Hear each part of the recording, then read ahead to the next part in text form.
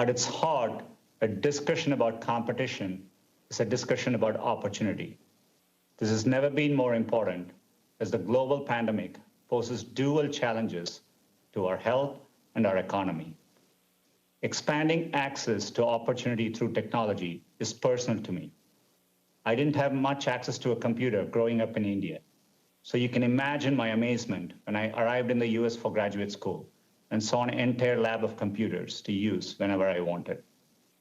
Accessing the internet for the first time set me on a path to bring technology to as many people as possible. It inspired me to build Google's first browser, Chrome. I'm proud that 11 years later, so many people experience the web through Chrome for free. Google takes pride in the number of people who choose our products. We are even prouder of what they do with them. From the 140 million students and teachers using G Suite for education to stay connected during the pandemic, to the 5 million Americans gaining digital skills through Grow with Google, to all the people who turn to Google for help, from finding the fastest route home to learning how to cook a new dish on YouTube. Google's work would not be possible without the long tradition of American innovation, and we are proud to contribute to its future. They employ more than 75,000 people in the US across 26 states. The Progressive Policy Institute estimated that in 2018, we invested more than $20 billion in the US, citing us as the largest capital investor in America that year, and one of the top 5 for the last 3 years. One way we contribute is by building helpful products. Research found that free services like Search, Gmail, Maps, and Photos provide thousands of dollars a year in value to the average American. And many are small businesses using our digital tools to grow. Stone Dimensions, a family-owned stone company in Pewaukee, Wisconsin, uses Google My Business to draw more customers. Gills Appliances, a family-owned appliance store in Bristol, Rhode Island, credits Google Analytics with helping them reach customers online during the pandemic. Nearly 1/3 of small business owners say that without digital tools, they would have had to close all or part of their business during COVID. Another way we contribute is by being among the world's biggest investors in research and development. At the end of 2019, our R&D spend had increased tenfold over 10 years, from $2.8 billion to $26 billion, and we have invested over $90 billion the last 5 years. Our engineers are helping America remain a global leader in emerging technologies like artificial intelligence, self-driving cars, and quantum computing. Just as America's technology leadership is not inevitable, Google's continued success is not guaranteed. New competitors emerge every day, and today users have more access to information than ever before. Competition drives us to innovate, and it also leads to better products, lower choices, and more choices for everyone. For example, competition helped lower online advertising costs by 40% over the last decade, with savings passed down to consumers. Open platforms like Android also support the innovation of others. Using Android, thousands of mobile operators build and sell their own devices without paying any licensing fees to us. This has enabled billions of consumers to afford cutting-edge smartphones, some for less than $50. Whether building tools for small businesses or platforms like Android, Google succeeds when others succeed. Competition also sets higher standards for privacy and security. I've always believed that privacy is a universal right, and Google is committed to keeping your information safe, treating it responsibly, putting you in control, and we've long supported the creation of comprehensive federal privacy laws. I've never forgotten how access to technology and innovation changed the course of my life.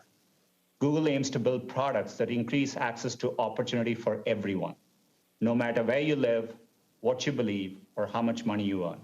We are committed to doing this responsibly in partnership with lawmakers to ensure every American has access to the incredible opportunity technology creates. Thank you. Thank you, Mr. Pichai. Mr. Cook is now recognized for 5 minutes. Chairman Cicilline and Nadler, Ranking Members Sensenbrenner and Jordan, members of the subcommittee. Thank you for the opportunity to offer testimony. Before I begin, I want to recognize the life and legacy of John Lewis. I join you in mourning not only a hero, but someone I knew personally, whose example inspires and guides me still. Every American owes John Lewis a debt, and I feel fortunate to hail from a state and a country that benefited so profoundly from his leadership. My name is Tim Cook. I've been Apple's CEO since 2011 and a proud employee of this uniquely American company since 1998. At Apple, we make ourselves a promise and our customers a promise. It's a promise that we'll only build things that make us proud. As Steve put it, we only make things that we'd recommend to our family and friends. You can try to define this difference in a lot of ways. You can call it the seamless integration of hardware and software. You can call it simplicity of design or a great ecosystem. All of those things are true. But if you want to put it simply, products like iPhone just work. When customers consistently give iPhone a 99% satisfaction rating, that's the message they're sending about the user experience. But we also know that customers have a lot of choices and that our products face fierce competition. Companies like Samsung, LG, Huawei, and Google have built successful businesses with different approaches. We're okay with that. Our goal is the best, not the most. In fact, we don't have a dominant share in any market or in any product category where we do business. What does motivate us is that timeless drive to build new things that we're proud to show our users. We focus relentlessly on those innovations, on deepening core principles like privacy and security, and on creating new features. In 2008, we introduced a new feature of the iPhone called the App Store. Launched with 500 apps, which seemed like a lot at the time, the App Store provided a safe and trusted way for users to get more out of their phone. We knew the distribution options for software developers at the time didn't work well. Brick and mortar stores charged high fees and had limited reach. Physical media like CDs had to be shipped and were hard to update. From the beginning, the App Store was a revolutionary alternative. App Store developers set prices for their apps and never pay for shelf space. We provide every developer with cutting-edge tools like compilers, programming languages, and more than 150,000 essential software building blocks called APIs. The App Store guidelines ensure a high-quality, reliable, and secure user experience. They are transparent and applied equally to every developer. For the vast majority of apps, developers keep 100% of the money they make. The only apps that are subject to a commission are those where the developer acquires a customer on an Apple device and where the features or services would be experienced and consumed on an Apple device. In the App Store's more than 10-year history, we have never raised the commission or added a single fee. In fact, we've reduced it for subscriptions and exempted additional categories of apps. I'm here today because scrutiny is reasonable and appropriate. We approach this process with respect and humility, but we make no concession on the facts.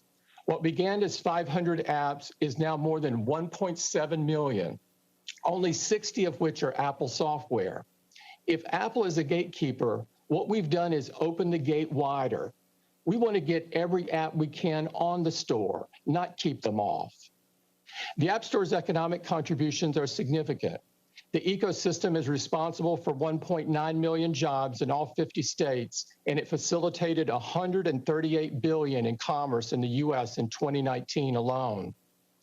I share the committee's belief that competition promotes innovation, that it makes space for the next great idea, and that it gives consumers more choices. Since Apple was founded, these things have defined us. The first Mac brought opportunity and possibility into the home. The iPod helped musicians and artists to share their creations and be paid fairly for it. This legacy does much more than make us proud.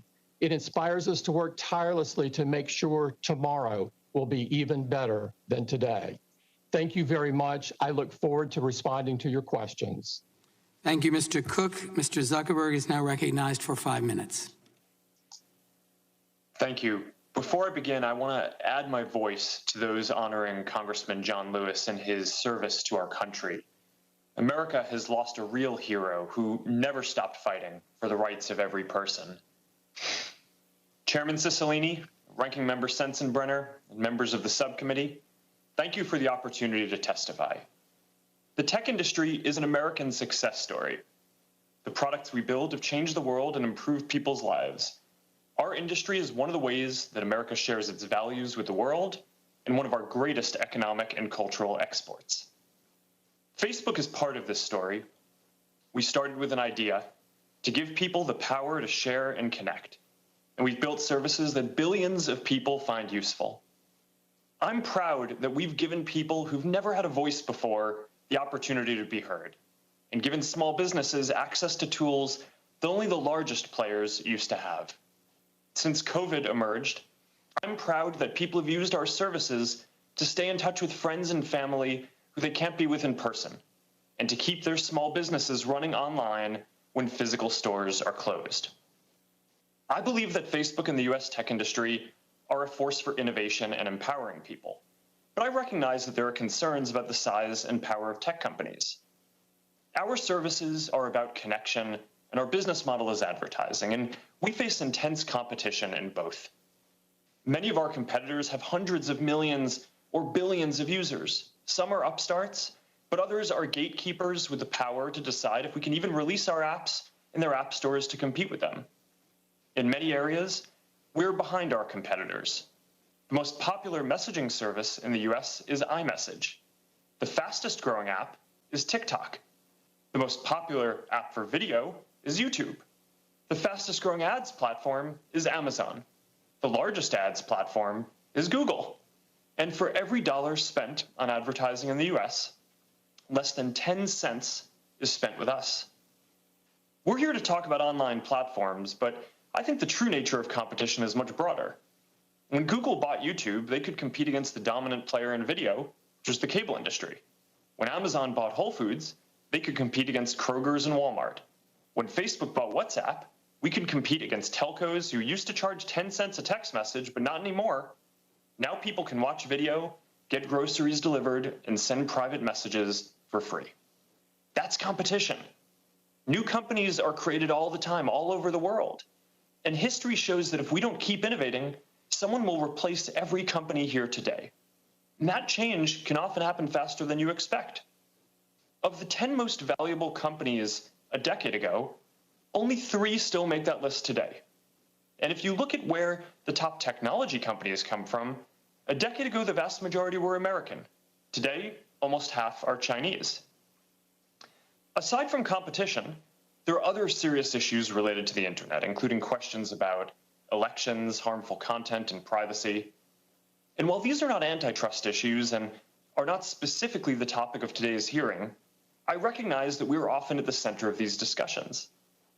We build platforms for sharing ideas, and important debates play out across our services. I believe that this ultimately leads to more progress, but it means we often find ourselves in the middle of deep disagreements about social issues and high-stakes elections. I personally don't believe that private companies should be making so many decisions about these issues by themselves. And that's why last year, I made the case that there needs to be new regulation for the internet. Facebook stands for a set of basic principles: giving people voice and economic opportunity, keeping people safe, upholding democratic traditions like freedom of expression and voting, and enabling an open and competitive marketplace. These are fundamental values for most of us, but not for everyone in the world, not for every company we compete with or the countries they represent. And as global competition increases, there is no guarantee that our values will win out. I'm proud of the services we build and how they improve people's lives. We compete hard. We compete fairly. We try to be the best. That's what I was taught matters in this country. And when we succeed, it's because we deliver great experiences that people love.